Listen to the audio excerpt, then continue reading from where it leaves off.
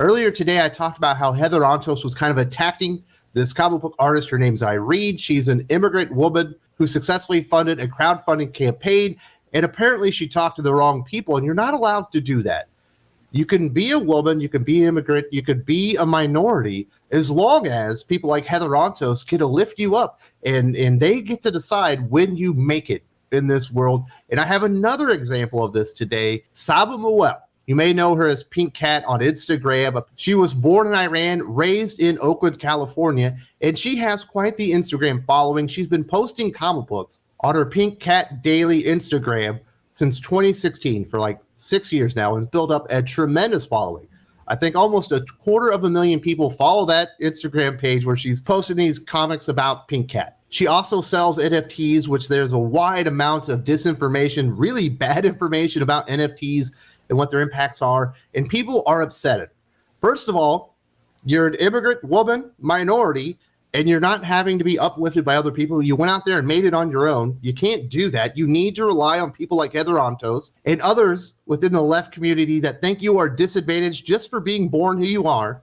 So you didn't rely on them, and you had the temerity to go out there and sell your work as NFTs. My goodness. Saba Moeel was, in fact, invited to be a featured guest at the Toronto Comic Arts Festival, but she has been disinvited because she broke the rules. You were successful on your own, and you supported NFTs. You're not allowed to do that. I got all the details here, and when I show you the examples of what they're trying to say about her, because you can't just go out there and say you can't sell your comic book art. That's bad. Of course, they do talk about that, but when they give the examples of what they call tracing, maybe one example I actually found that had some merit to it, but these examples are ridiculous. Somebody said she was appropriating Black culture. When you see the quote on that one, it's even more laughable.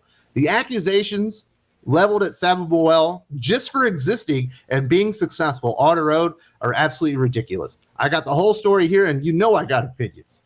The Toronto Comic Arts Festival has rescinded an invitation to Pink Cat, the online personality of Saba Moeel, due to, quote, code of conduct violations and concerns expressed by the comics community via Twitter. The post went on to address several matters brought to the organization's attention since Moel's invitation to the event was made public several days ago. I guess it's time to give another round of applause to the Twitter mob. They got somebody else canceled. In this case, I don't think it really affects Saba Moeel. It probably only makes her more popular once people actually read what people are actually saying about her and how ridiculous it is. But still, it's bullshit. She was a featured guest. They invited her for a reason. She is an Iranian immigrant, female in the comic book industry that has an enormous following, has done it all on her own, through her own blood, sweat, and tears, putting hard work every day into posting her content, creating something that people are attracted to and they really want to follow. And to discredit the creator because of a difference of opinion on NFTs and the fact that she was able to make it in this business and be doing a lot better than other people who think they're superstars probably irks the crap out of them. They went after her hard, tons of stupid allegations, and they got her canceled. They got her removed from the Comic Book Arts Festival. And I have seen a lot of people insinuating that someone at TCAF had financial ties to Saba Moel's NFTs, and TCAF addresses that specifically within the post with this line here. TCAF initially extended a programming invitation to Moeel on the basis of their daily digital comics work on Instagram and the personal importance that work had to one of our team members. For some reason, all the brainiacs on the internet think that automatically means that somebody on TCAF that was doing the invitations must own a ton of Saba Moeel Pink Cat NFTs, and they're trying to cash in on them. If she shows up at the Toronto Comics Arts Festival, those NFTs are going to go through the roof, and they clearly have financial motivations for inviting her. Now, that may be true. There's no actual evidence of it, and they clearly deny it. It is not out of the realm of possibility that at least one, if not multiple people follow that Instagram, over 240,000 followers in total, and probably do have a connection with Moeel, but it can't be that. They're just trying to cash in on their NFTs. But it gets more ridiculous. This is what Polygon had to say in their article about it. Pink Cat's featured guest status immediately raised eyebrows in the artist community.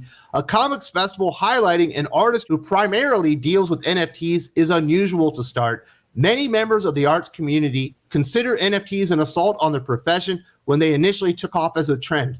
Saba Moeel has been posting their comic book art since 2016, before they were NFT. She's been working every single day to get her content, her comic book art out there. And I think it's ridiculous for anyone to say that because you sell your artwork as an NFT, that you're not a part of the community.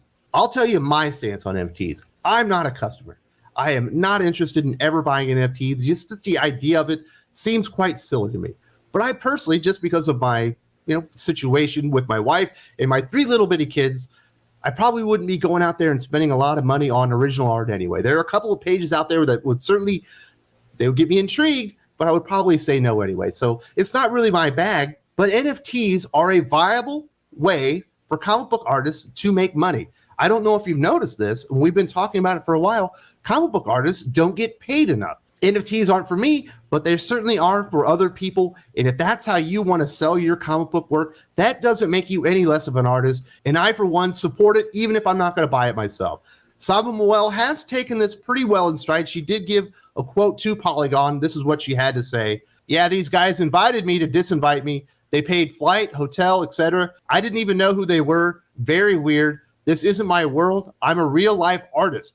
I don't care about organizations or trade shows. I have my own following. It's not a cult following. It's mainstream. The LA Times called me the Gen Z Garfield. We aren't in the same league. I love the moxie on old Saba Moeel, letting them know you're not even in my league. I was doing you a favor showing up in the first place because I'm so successful and I make so much money. I don't actually need you. So I do like that frame of mind. Now let's get to the actual accusations that you see throughout these threads and stuff, the things that people are saying. And these are so ridiculous. It's beyond ridiculous. This is the only way that you can describe it. This is what one user had to say, replying to the announcement that Pink Cat was showing up. You mean this artist? Calling your attendees and artists sick dogs. That he's got the screenshot, and you see Pink Cat right there replying, saying, you guys should read the quoted tweets and see my DMs. Rejected artists are some sick dogs. This is why we need NFTs, so artists don't have to struggle for their mental health. I don't even know what Anas is even trying to say here, but Pink Cat, Saba Moeel, is clearly saying that after the announcement, people were quote tweeting this and saying some very disparaging things about her, and then they were also DMing her with some very sick things in there and saying these are sick dogs. We need NFTs so there are better revenue sources so people don't have mental health issues while they're constantly worrying about if they can pay their rent or not. But this is just the tip of the iceberg. There are a lot of allegations of tracing. This is the most prevalent allegation against Saba Moeel, is that her Pink Cat comic books are in fact tracing. And these are 3 examples. This is the first one I saw from Erica. It says, found 2 more tracings, but she flipped the poses. First art by Mark Brooks and then Joseph Cooper. You can see this is the art in question, and it certainly has been flipped. But that is not tracing. The detail and the construction of the tank that Pink Cat is sitting on versus Tank Girl is completely different. The amount of detail and fidelity in the one art by Mark Brooks is completely different from the art from Saba Moeel. Is that inspired by Tank Girl and this image? Abso-fucking-lutely. There's no denying that, but that's not tracing. She went and she saw the art and then she recreated it with her own character. This stuff happens all the time. I just read Shadow War Warzone #1, and guess what it has? An homage cover. It's not traced, but it's certainly the same goddamn cover that you would have seen on Days of Future Past. This stuff is very prevalent within the comic book arts community. This is the second example from Erica. Look at the illustration of the rifle itself. While they do have similar shapes, that is clearly not traced. A legitimate comic book artist with some talent would be able to recreate that pose very easily, as Saba Moeel has done right here. And I do like what she has to say in the cartoon. I don't give a shit if you don't like what I post. I am my own target audience. But these are the tracing accusations that she's getting. These images are clearly inspired by Tank Girl. There's no denying that. But to say that this is a traced image is absolutely ridiculous. Now, this final example has more merit to it.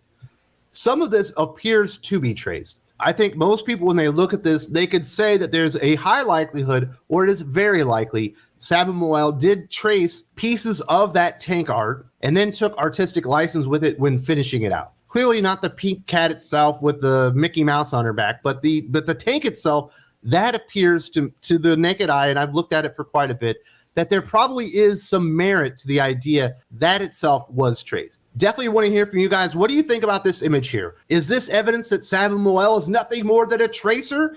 Now, this final allegation is the most ridiculous out of all of them. This is what Ngozi had to say. I will no longer be attending TCAF. Not only do I disagree with platforming of NFTs, but I also will not be a featured guest alongside an influencer who traces art and explicitly commodifies Black culture. What was the thought process behind this TCAF? And this is the quote that they use. I think this is absolutely hilarious. Now, remember, Saba Moeel is an Iranian immigrant that was raised in Oakland, California. So you got to think about where her mindset is and where she's grown up. And this is her statement. I don't know how people will feel about that statement, Saba says, but we need to right now accept that Black culture is dominant in the United States culturally. Pink Cat is Black. I don't know about you, but I feel like Ngozi, who will not be attending TCAF because you invited someone I don't agree with and they do NFTs, might be going a little bit overboard with this statement. And you could see how Saba Moeel would come to that mindset growing up in Oakland. There's certainly a large Black community there, and there is a good chance within her local community, she did see that Black culture was dominant within Oakland, California. I would not be surprised by that. I'm sure most of you have sussed out right now that I personally think most of these allegations are complete bullshit. The rescinding of the invitation to the festival is absolute bullshit. And it's just another example. It's okay if you're a woman. It's okay if you're an immigrant. It's okay if you're a minority. As long as you agree with the party line, as long as you go with the hive and you accept the fact that you would be nothing without them. You can't be successful unless they are there supporting you. If you go out there and you do it on your own, you're doing it wrong. You're not allowed to be successful because in the eyes of a lot of lefties, you are disadvantaged just by being who you are. You're not allowed to rise above it without us propping you up and cheering you on along the way. And you're certainly not allowed to dabble in NFTs and try to sell your artwork through an unapproved revenue-generating source. You could only do your business the way they tell you to. And as soon as you step out of line, they're going to try and cancel you, they're going to unperson you, and they're going to try and take away all those things that they would be screaming from the rooftop if they were supporting you. They're going to remove all of them, and they're just going to say you're some type of sellout.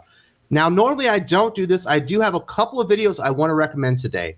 My good friend Yul Carter from Fantastic Comics actually talked to Saba Moeel on his YouTube channel, Fantastic Comics.